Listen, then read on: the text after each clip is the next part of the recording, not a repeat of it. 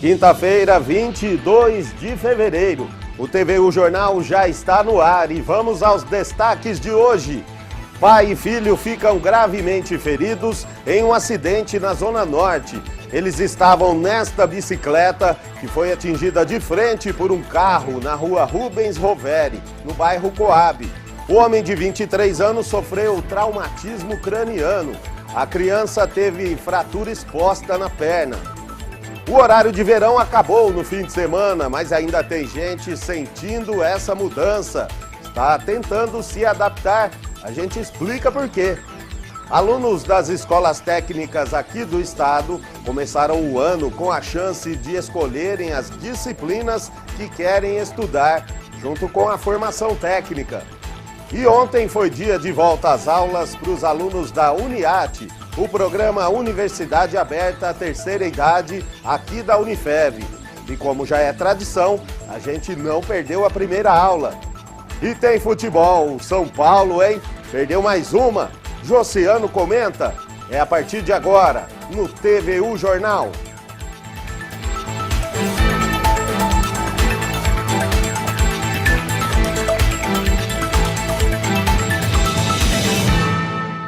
Olá, boa tarde. Começamos o TVU Jornal falando de um acidente que aconteceu ontem à tarde na Zona Norte aqui de Votuporanga. Pai e filho ficaram gravemente feridos. Eles estavam nesta bicicleta que a gente vê aí na foto e que foi atingida de frente por um carro na rua Rubens Roveri, no bairro Coab.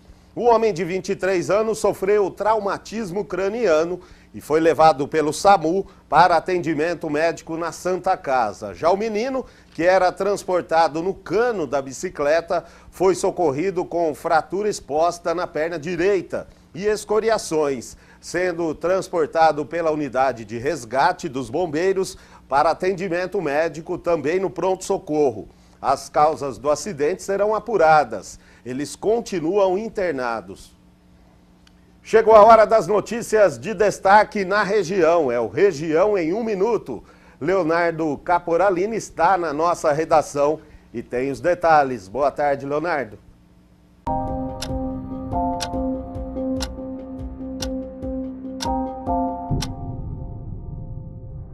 Boa tarde, Luciano, e boa tarde a todos que acompanham o TVU Jornal, começando o Região em Minuto de hoje com uma notícia triste. Em Andradina, um menino de 5 anos foi abusado sexualmente por seu próprio vizinho. Segundo informações, o suspeito foi detido e encaminhado à cadeia de Pereira Barreto. Mudando de assunto e de cidade, em Birigui, um carro atingiu uma casa. Segundo informações do Corpo de Bombeiros, o motorista perdeu o controle do veículo. Felizmente, ninguém se feriu. Em Toriúba, 3 assaltantes armados invadiram a agência de correios da cidade. Apesar do susto, ninguém se feriu. Os assaltantes ameaçaram os funcionários e saíram levando o dinheiro. Em Rio Preto, um casal foi preso acusado de tráfico de drogas. Eles foram detidos e encaminhados à delegacia da cidade e permanecem à disposição da polícia. Essas foram as notícias do Região em Minuto de hoje. Eu volto com você, Luciano. E agora a oportunidade de trabalho. A Unifev abriu um processo seletivo para contratar um ouvidor. Para assumir a vaga é necessário ter ensino superior completo em qualquer área de atuação. Os interessados devem se inscrever pelo site da instituição, unifev.edu.br, até o dia 28 de fevereiro. E preencher a ficha de inscrição eletrônica disponível na aba Editais. Além disso, é preciso anexar um currículo. O processo seletivo será realizado em 2 etapas, uma avaliação escrita e outra profissional. Outras informações no site da Unifev. Confira agora as vagas de emprego para Votuporanga e região. Há vagas para vendedora.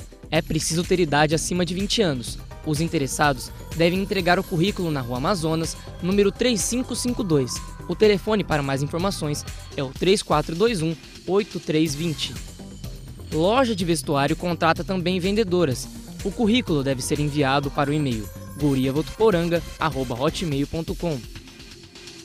Há vagas para técnico em manutenção de equipamentos de informática, vendedor de comércio varejista, mecânico de refrigeração doméstico, atendente balconista, tapeceiro de móveis, publicitário, recepcionista secretária, entre outros. Para saber mais sobre as vagas, o telefone para contato é o 3421-4488 ou ir pessoalmente no posto de atendimento ao trabalhador, que fica na Rua Barão do Rio Branco, 4497. Inflação. O ano passado foi de queda de preços nos supermercados com registro de deflação.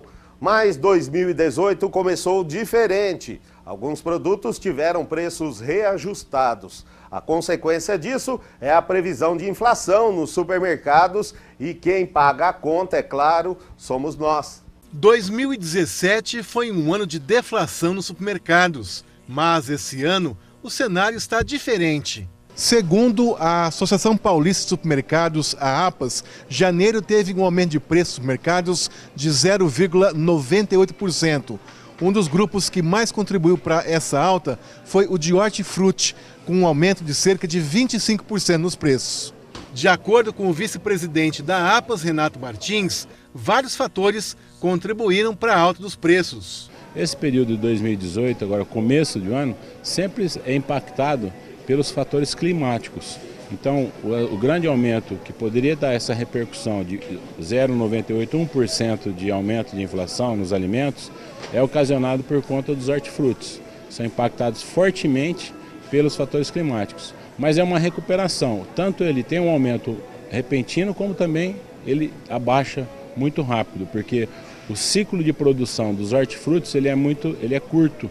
Então essa recuperação, aumento ou abaixar o produto, ele é muito dinâmico. Em coisa de 20, 30 dias isso já acontece. Renato explica ainda que a projeção da APAS para a inflação nos supermercados, estabelecida para 2018, é da ordem de 3% a 4%. É uma previsão, isso é o que aconteça. Eu acredito que não supere esses números, eu acredito que fique até um pouco abaixo disso, porque, voltando a falar, o reajuste salarial esse ano ele foi muito pequeno. Então não adianta os produtos ficar na oferta e a procura. Se você aumentar ou se a reposição de custo for muito grande, o consumo cai. Então nós vamos voltar na oferta e na procura. Então aí tem um reposicionamento natural. Não tem consumo, não tem jeito de repassar na totalidade. Aí volta os exercícios de todo mundo em economia e em enxugar suas despesas. E o consumidor tem percebido o aumento nos preços? Teve sim. Teve alguns produtos, como o arroz, teve uma alta, né? Ah, ficou bem mais caro. Bom, ainda hoje eu peguei, né? Tá bem mais caro o tomate. A esperança é que não suba muito, né? Mude um pouco. 2018 a gente sempre espera que o ano comece e melhore alguma coisa, né? Ah, quase todos. Todos, né?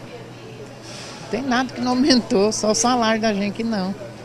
E ontem nós falamos aqui no TVU Jornal que foi confirmada que uma das ossadas encontradas na vala do Perus, em São Paulo, em 1990, era realmente de Dimas Casimiro, um votuporanguense que em 1971 foi para São Paulo lutar pelos ideais que acreditava.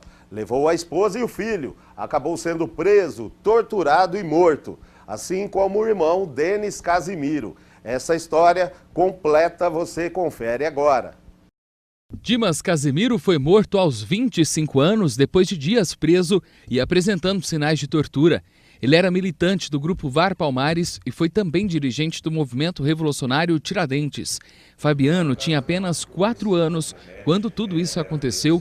Era o único filho de Dimas e hoje carrega na vida as marcas dessa história do Brasil.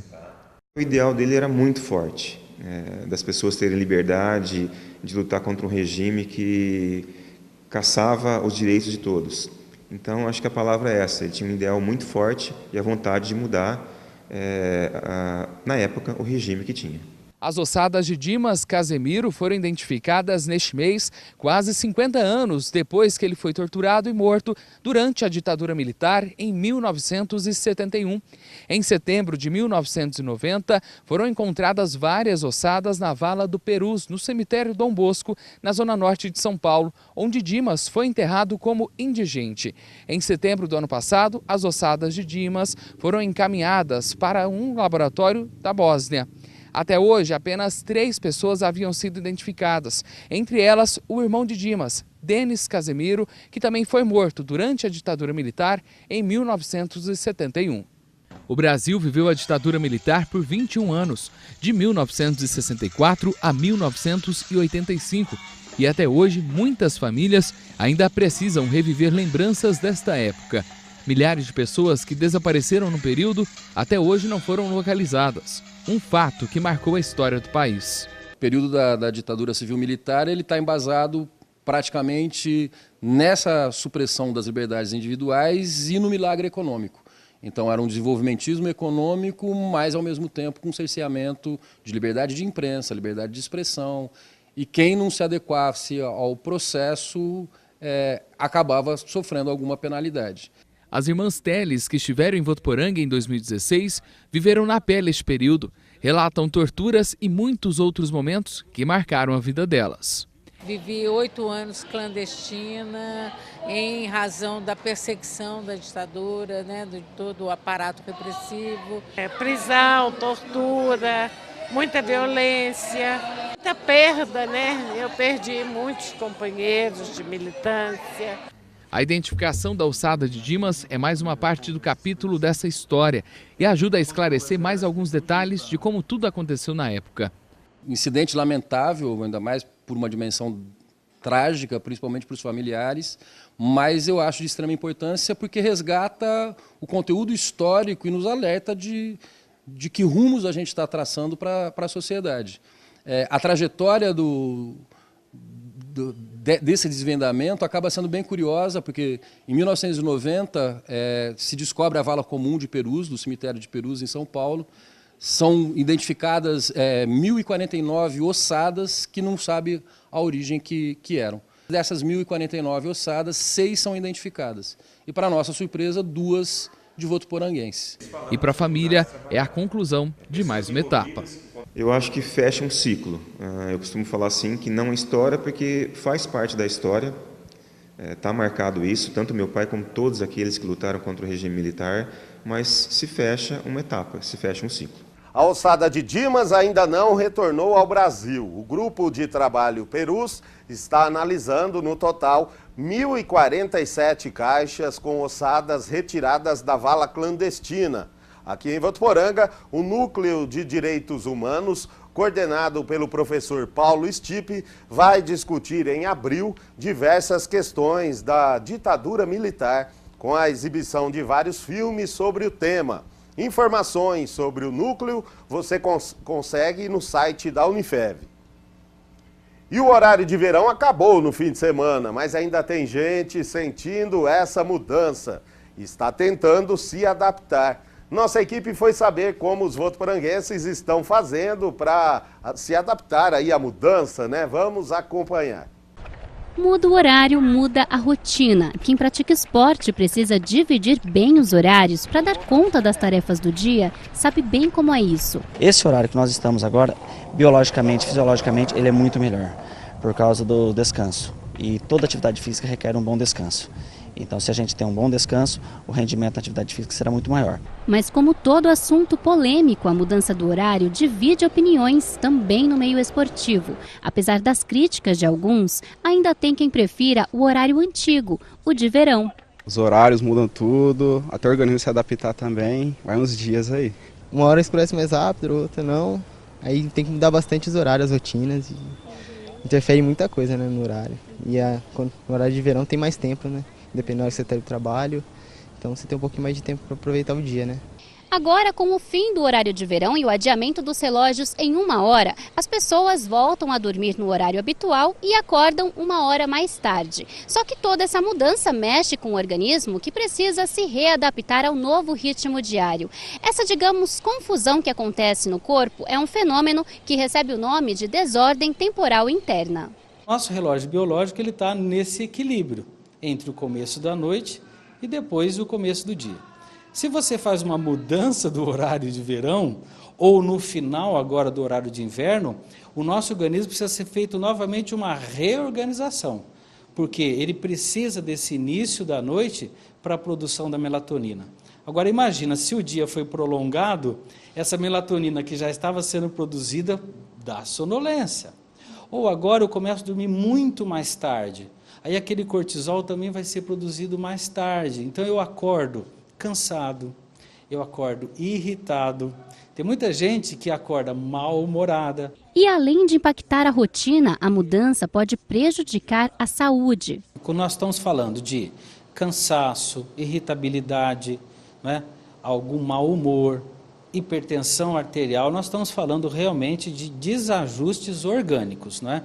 Então não é apenas uma mudança de comportamento de rotina, mas pode haver realmente uma alteração hormonal e, consequentemente, uma mudança física, orgânica desse indivíduo. Mas calma, aí vão algumas dicas para você que está tendo dificuldades para se reacostumar. Primeira dica, não faça atividade física nesse período da noite, porque senão você estimula muito o organismo e você não consegue dormir adequadamente. Você vai ficar muito estimulado e vai dormir novamente meia-noite, 1 hora da manhã. Segunda coisa, nós não recomendamos que você use tablets, celulares ou essas telas muito brilhantes no período da noite. Porque também, você lembra, você está acostumado já a ter um dia mais esticado. Então agora você tem que acalmar. Então celulares, tablets, computadores, menos uso no período da noite. Durante a noite, comer alimentos leves, né? Sucos, né? Saladas, pães que possam ser de fácil digestão. E a última dica é o seguinte, faça a sua casa já ficar com um período mais de penumbra. Desligue as luzes da casa, já faça sonorização da casa com músicas suaves e você vai perceber que você vai entrar nesse período noturno com mais propriedade e com mais vontade, então, de dormir, né? Então, você consegue antecipar o sono e tenha, consequentemente, o dia seguinte já à disposição para começar o dia com muito mais energia. E o jeito agora é se readaptar, né, Tiago? O jeito é se readaptar, trocar os horários, fazer alguma coisinha mais cedo, outra coisa mais tarde, mas no meu caso não é tanto sacrifício. Conheço pessoas que sofrem bastante com a mudança, mas é uma questão de se adaptar mesmo, né? Às vezes leva um dia, às vezes leva uma semana. Tá, então, dicas interessantes, né, do professor Ricardo. E os trabalhadores que nasceram em março e abril vão receber, a partir de hoje, o pagamento do PIS. Inaê Rodrigues tem as informações. Os titulares de conta na Caixa receberam um crédito ontem. Esses pagamentos são realizados de acordo com o mês de nascimento do trabalhador. Quem não possui conta na Caixa pode receber com cartão cidadão e senha cadastrada a partir de amanhã em qualquer lotérica. Quem não tem esse cartão e nem a conta na Caixa vai receber em qualquer agência, apenas é necessário levar documento com foto. O trabalhador com vínculo à empresa pública tem inscrição PASEP e recebe o pagamento pelo Banco do Brasil. Obrigado, Inaê. A Caixa lembra que tem direito ao benefício o trabalhador inscrito no programa PIS ou no PASEP há pelo menos 5 anos e que tenha trabalhado formalmente por pelo menos 30 dias em 2016, com remuneração mensal média de até 2 salários mínimos. Também é necessário que os dados estejam corretamente informados pelo empregador na RAIS, ano base 2016. E alunos das escolas técnicas aqui do estado começaram o ano com a chance de escolherem as disciplinas que querem estudar, junto com a formação técnica. As ETECs são as primeiras escolas públicas do país a implementar o novo modelo da Base Nacional Comum Curricular. João Pedro é um dos alunos que começou o curso já no novo modelo curricular. Junto com o ensino médio, ele faz habilitação profissional em hospedagem. Chegar na faculdade já vai ser uma área que eu já vou ter visto, né? Já vou ter visto mais ou menos como que é e vai ser mais fácil. As escolas técnicas de São Paulo são as primeiras instituições no país a implementar o novo modelo da Base Nacional Comum Curricular, que foi homologada em dezembro do ano passado. Agora, os alunos vão poder fazer, junto com o ensino médio, a habilitação técnica ou qualificação profissional em apenas um turno. Além disso, a reforma flexibiliza a grade curricular. As únicas disciplinas obrigatórias durante os 3 anos do ensino médio são português e matemática. O restante do tempo será para os cursos técnicos e para áreas de conhecimento que o próprio aluno vai escolher, como ciências da natureza ou ciências humanas. Essa daqui é uma sala de aula de uma escola técnica estadual que já implantou o novo modelo da grade curricular. A aula de hoje é de história, mas o curso é técnico em cozinha. Para a Catarina, a mudança vai prejudicar a qualidade do ensino. Você está tirando as matérias que fazem os alunos pensar, como sociologia, filosofia e história, e que fazem conhecer realmente a história do teu país. Para o coordenador das ETECs, a reforma é positiva, pois permite que mais jovens cursem o ensino técnico. Essa mudança, no que diz respeito a uma das alternativas, que é a formação técnica, nós estaremos construindo currículo para todas as habilitações profissionais técnicas, são mais de 100, no modelo integrado ao ensino médio. E ainda falando de educação, as provas do Programa Internacional de Avaliação de Estudantes serão aplicadas em maio deste ano, em mais de 80 países. No Brasil, 19 mil alunos de 661 escolas vão passar pela avaliação, conduzida pelo INEP. O público-alvo do PISA são estudantes de até 15 anos, nascidos no ano de 2002 e matriculados a partir do 7º ano do ensino fundamental. A avaliação é feita a cada 3 anos e abrange as áreas de leitura, matemática e ciências. A partir dos resultados, serão produzidos indicadores que contribuem para a discussão da qualidade da educação nos países participantes e permitem a comparação da atuação dos estudantes e do ambiente de aprendizagem entre diferentes países. 8 em cada 10 pessoas que fazem parte do cadastro positivo melhoraram ou pelo menos continuaram com a mesma pontuação em 2017, com a comparação aí a 2016. Isso pode ser um sinal que esses consumidores estão conseguindo controlar as contas da família. Dora é aposentada e sempre se esforçou para pagar as contas em dia. Só Deus sabe, viu?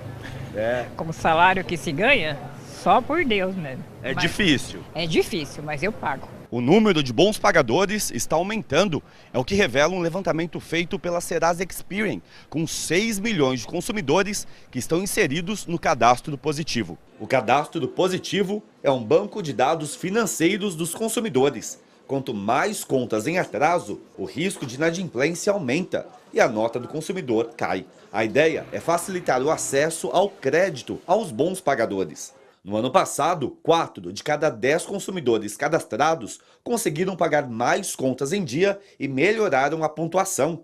38% continuaram na mesma situação e 2 de cada 10 pagaram menos contas em dia. A Jacilene tem 2 filhos e nem sempre consegue pagar as contas em dia. Às vezes o pagamento não chega no dia certo e não dá tempo. Até no máximo 10 dias eu chego a pagar, mas pago. Para fazer parte do cadastro positivo, o consumidor precisa fazer a adesão. Mas um projeto que já foi aprovado no Senado e está na Câmara quer inverter o processo. A inscrição seria automática. Quem não quiser teria de pedir a retirada do nome. Este advogado do Instituto de Defesa do Consumidor critica a mudança. Tem casos mais graves de pessoas que descobrem que tem uma conta que ela nunca fez, um contrato que ela nunca assinou, e aquilo está sendo considerado para baixar a nota dela, e ela não tem a opção de retirar aquilo facilmente. Então tem uma série de problemas já identificados pelo IDEC de direitos de transparência, né, e de acesso às informações que compõem o score. Isso precisa ser melhor resolvido na legislação. E ontem foi dia de volta às aulas para os alunos da UNIAT, o programa Universidade Aberta à Terceira Idade, da Unifev. E como já é tradição, a gente não perde o primeiro dia desta turma, que vem cheia de energia e com muita vontade de aprender e que não gosta de ficar em casa trancada. A tarde foi agitada para esse pessoal aí. Eles são alunos do UNIAT, programa Universidade Aberta à Terceira Idade, e voltaram para as atividades nesta quarta-feira. A primeira aula foi no laboratório de anatomia da Unifev. A aula de hoje está sendo sobre o esqueleto humano, os ossos, né? Então nós estamos aprendendo como se organiza o esqueleto, as peças. E outra coisa importante, como que eu estudo a anatomia do corpo humano. Então eu consigo identificar termos para que possa se localizar estruturas. Então eles já estão sabendo, por exemplo, perguntar onde é localizado o fêmur, ele já sabe que segmento, que parte e os componentes. Então, enfim, a gente vai com isso explorando a anatomia do corpo humano.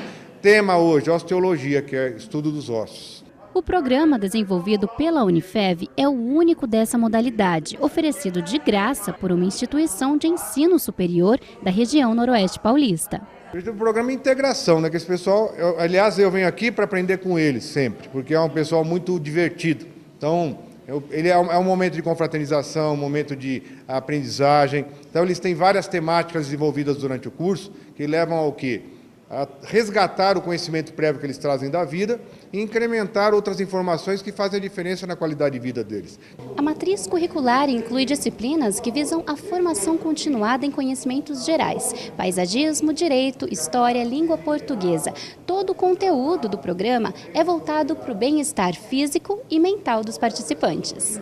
Então, na verdade, a gente acaba trocando informações, isso acrescenta aquele acervo que eles já trazem de informação da vida, da experiência vivida, e com certeza eles acabam contando para os amigos, para os parentes, então acaba difundindo esse conhecimento também. A Sônia já participa do programa há 9 anos e, como sempre, está animada para mais um ano cheio de troca de conhecimento e de amizades. Essa integração e aqui a gente é uma troca de conhecimento, onde a gente faz boas amizades, que não se restringe só aqui, ela vai extra sala de aula também, que a gente faz encontros fora, faz jantarzinho fora. É muito bom, a gente tem aprendido de tudo um pouco. Às vezes o professor traz a aula prontinha e a gente vai desmanchar a aula e vai surgindo perguntas mas é muito bom. E ela gosta de ver a sala lotada, gosta também dos amigos já conquistados e espera que sempre apareçam novos por aqui. E aproveito para fazer convite para as outras pessoas participarem e ver que é muito bom, né? Aqui desestressa, aqui a gente brinca, aqui a gente ri, aqui não existe problema.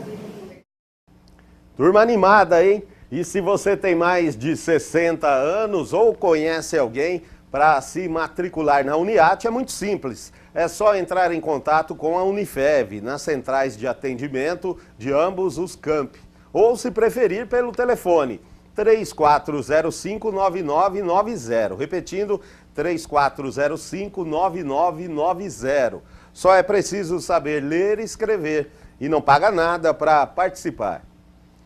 E a Santa Casa de Votuporanga promove hoje mais um encontro de famílias grávidas. Desta vez, os participantes vão conversar com a enfermeira obstetra Mara Patrícia Nunes sobre as primeiras alterações fisiológicas que acontecem no corpo da mulher. Todos podem participar, é de graça e começa às 7h30 da noite na sala de treinamento do hospital. Não é necessário fazer a inscrição. No próximo bloco, previsão de chuva para hoje e tem futebol. São Paulo perdeu mais uma. Josiano comenta. E olha aí na sua tela o nosso WhatsApp, né? O WhatsApp da TV Unifev, 17 99624 9295. Mande a sua mensagem ou sugestão de reportagem. Participe! O TVU Jornal volta já.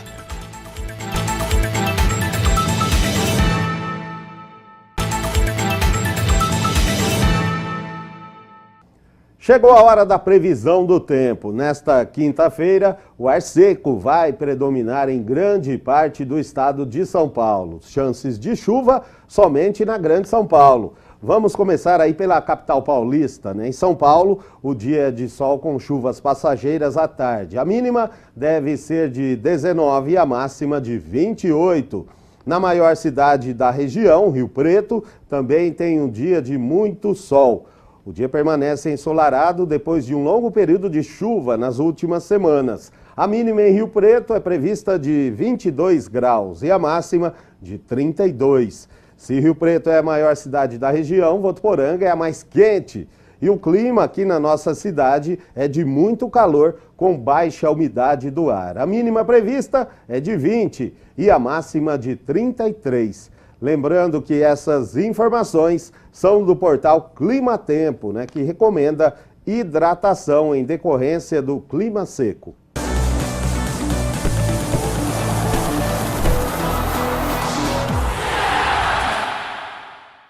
Chegou a hora do futebol com Josiano. Muito boa tarde, Josiano, né? E o tema não poderia ser outro, né? O São Paulo perdeu mais uma, Josiano. O que está acontecendo? Meus amigos são paulinos todos aí sumiram. Luciano, perdeu mais uma e de um jeito que acaba sendo mais doloroso aí para o torcedor tricolor. O jogo foi em Itu contra o Ituano, a equipe que está bem no Campeonato Paulista. E o São Paulo estava perdendo o jogo por 2-1, já estava complicado o negócio, Luciano.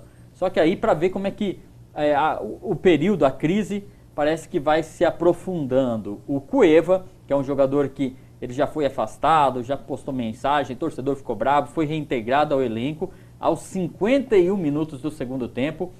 Teve a chance, pênalti para o São Paulo, para pelo menos empatar o jogo. O que fez? Bateu o goleiro do Ituano, defendeu, e o São Paulo aí acumula mais uma derrota, perdeu o clássico para o Santos. Vinha até bem, né, com uma sequência de jogos de vitórias, mas perdeu o clássico para o Santos, agora contra o Ituano. Só que o torcedor, Luciano, não estava agradando o torcedor do São Paulo por conta das atuações, e agora fica pesado aí para o técnico Dorival Júnior. Ontem também teve a final da Recopa, que é a decisão entre o campeão da Libertadores, o Grêmio, e o campeão da Sul-Americana, o Independiente da Argentina. O jogo foi 0-0, primeira partida 1-1 lá na Argentina. Então foi para os pênaltis. O Groi, goleiro do Grêmio, pegou o último e teve a taça, né? O Grêmio levantou mais um caneco. E chamou bastante atenção também ontem o jogo do Vasco da Gama pela pré-Libertadores. Depois de ter vencido por 4-0 o primeiro jogo em São Januário, foi para a Bolívia contra o George Wilstermann e em 16 minutos de jogo já estava perdendo por 3-0. O Vasco ainda levou o quarto gol, o jogo foi para os pênaltis e o goleiro do Vasco fez a festa. Luciano, aproveitar e convidar todo mundo que está acompanhando a primeira edição do TV O Jornal, convidar todo mundo para o programa Meio de Campo de hoje à noite, assistir o programa Meio de Campo, o ponto de encontro do esporte votuporanguense. E hoje teremos presenças de jogadores do CAV, da Alvinegra, o lateral Douglas e o atacante Fio, que é o artilheiro do CAV na Série A2, estarão no nosso estúdio aí, vão participar de um bate-papo bem legal e passar as informações sobre os preparativos para o jogo deste sábado contra o Taubaté. Está imperdível aí, né, o meio de campo? Não, muito bom, muito bom. E até para a gente conhecer um pouco mais aí de quem são os atletas. O Douglas a gente já conhece bem, mas o Fio, jogador aí que tem uma história de vida bem legal e teve uma passagem aí por vários anos pelo Penapolense e agora defende as cores do CAV. Josiano, muito obrigado e até amanhã. Tchau, tchau. A gente fica por aqui. Para rever as reportagens, acesse o nosso site ou entre em facebook.com/TV Unifev. Para você, uma ótima tarde. Até amanhã.